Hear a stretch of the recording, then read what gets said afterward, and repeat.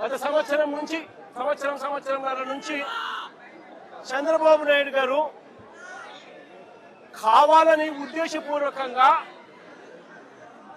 అబద్ధాలతో కూడిన ప్రకటనలు చేస్తూ ప్రజలను మభ్యపెట్టే కార్యక్రమం చేశాడు.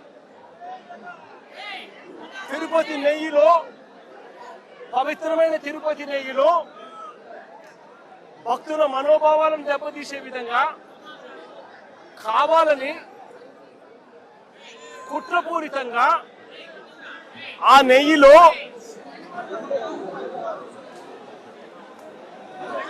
జంతువుల కొవ్వు ఉందని,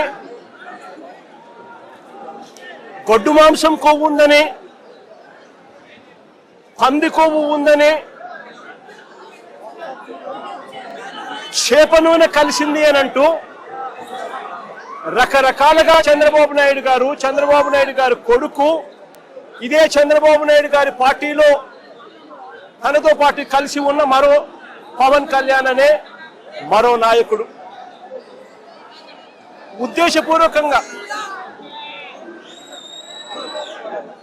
మన వెంకటేశ్వర స్వామి ప్రతిష్టను మనమే దెబ్బతీస్తున్నాము అని చెప్పి ఏమాత్రము కూడా కనీసము దేవుడంటే భయము లేకుండా, దేవుడంటే భక్తి లేకుండా రాజకీయాల కోసం దేవుడిని ఉపయోగించడం మొదలుపెట్టారు. వీళ్ళు చేసిన ఆరోపణలు ఏదైతే ఉన్నాయో ఆ ఆరోపణలన్నీ కూడా అవాస్తవము అని ఏకంగా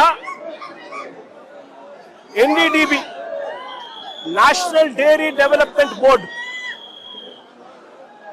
NDDB, NDRI national development research institute, ఈ రెండు కూడా కేంద్రానికి సంబంధించిన ల్యాబులు. కేంద్రానికి సంబంధించిన ఈ ల్యాబులు వీళ్ళ హయాంలో వీళ్ళు ఇచ్చిన టెస్ట్ శాంపుల్, అవి టెస్ట్ శాంపుల్ కూడా అనలైజ్ చేసి వాళ్ళు సిబిఐ ఆధ్వర్యంలో అనలైజ్ చేసి ఈ నెయ్యిలో జంతువుల కొవ్వు కానీ, గొడ్డు మాంసం కొవ్వులు కానీ, పంది కొవ్వు కానీ, చేప నూనె కానీ, ఇటువంటివి ఇంకొకటి కానీ ఇటువంటివి ఏవి లేవు అని చెప్పి నిర్ధారణ చేసి సర్టిఫికెట్లు ఇస్తే ఆ సర్టిఫికెట్లు సాక్షాత్తు సిబిఐ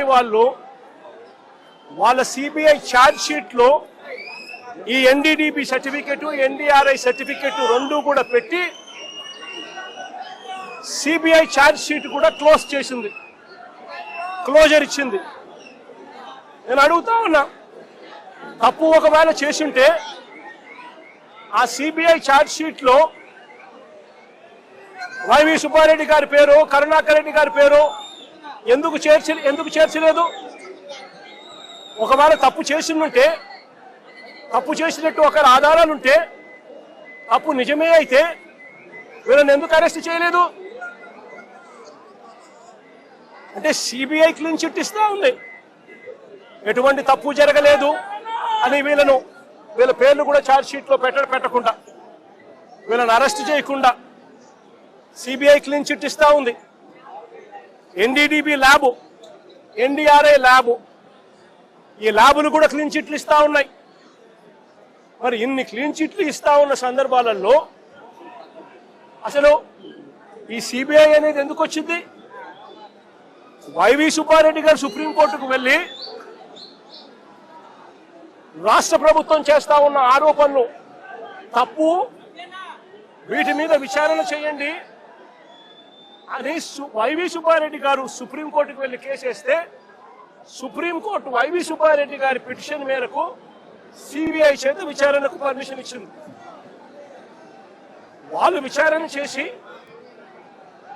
వీళ్ళెవరూ తప్పు చేయలేదు అని చెప్పి నిర్ధారించి ఎన్డీడీబీ, ఎన్డీఆర్ఐ ల్యాబుల సర్టిఫికెట్లు కూడా పొందుపరిచి క్లీన్ చిట్లు ఇస్తే చంద్రబాబు నాయుడు గారు అనే వ్యక్తి, పవన్ కళ్యాణ్ అనే వ్యక్తి, నారా లోకేష్ అనే వ్యక్తి, ఇంకా ఇటువంటి అన్యాయస్తులు ఎవరైతే ఉన్నారో వీళ్ళంతా కూడా చేసిన తప్పుకు చంపలేసుకొని ప్రజలకు, వెంకటేశ్వర స్వామికి చేసిన తప్పులకు లెంపలేసుకొని క్షమాపణ కోరాల్సింది పోయి, ఇదే చంద్రబాబు నాయుడు గారు, ఇదే లోకేష్ అనే చంద్రబాబు నాయుడు గారి కొడుకు, ఇదే పవన్ కళ్యాణ్ అనే ఇంకొక వ్యక్తి, వీళ్ళంతా కూడా కూడబలుపుకొని మళ్ళీ మళ్ళీ అదే అబద్ధాలను నిజమనిపించే విధంగా చెప్పాలని చెప్పి గోబెల్స్ ప్రచారం చేయాలి అనే దుర్బుద్ధితో, దురాలోచనతో వక్రీకరిస్తూ ఏకంగా ఫ్లెక్సీలు పెడతారు. ఏం చెప్పాను సార్, తిరుపతి లడ్డులో అడల్ట్రేషన్ జరిగిందని చెప్పాను. మీరు కరెక్ట్ చేసుకోండి. నేను ఎందుకు మాల వేసుకుని తిరిగానంటే, నేను మనోహర్ గారు చాలా పర్యాలు మేము తిరుపతి వెళ్ళినప్పుడు, తిరుపతి తిరుగుతున్నప్పుడు మాకు చెప్పారు కల్తీ జరుగుతుంది సార్. ఇక్కడ జనంలో ఉన్న మాట చెప్తాను సార్. 1 కిలో నువ్వుల నూనె ఇంత ఖరీదుంటే ఈ కిలో నెయ్యి ఎలా దొరుకుతుంది సార్ వీళ్ళకి? ఇది కల్తీ కాకపోతే మీకు అర్థం కావట్లేదు. నాకు ఆ గిల్ట్ నాకుండి అది నేను ప్రక్షాళన చేసుకున్నాను. అది డ్రామా చేయడానికి కాదు. అది అట్లీస్ట్ దెన్ సీఎం అతని గురించి చెప్పాను, నేను చెప్పలేదే. ఆయన కూర్చొని చేయమంటాడు, ఈ లడ్లు కలపని ఎవరు సెన్స్ ఉన్నాడు, ఎవరు చెప్పడం మాట. సిట్ రిపోర్ట్ ఇంత క్లియర్ కట్గా కూర్చోబెట్టి ఇంత చెప్తే అసలు ఎవరు దాని గురించి మాట్లాడరు. There is no ghee at all. వాళ్ళు ఏం చెప్పింది, there is no ghee at all. నెయ్యిలో నెయ్యి లేదు.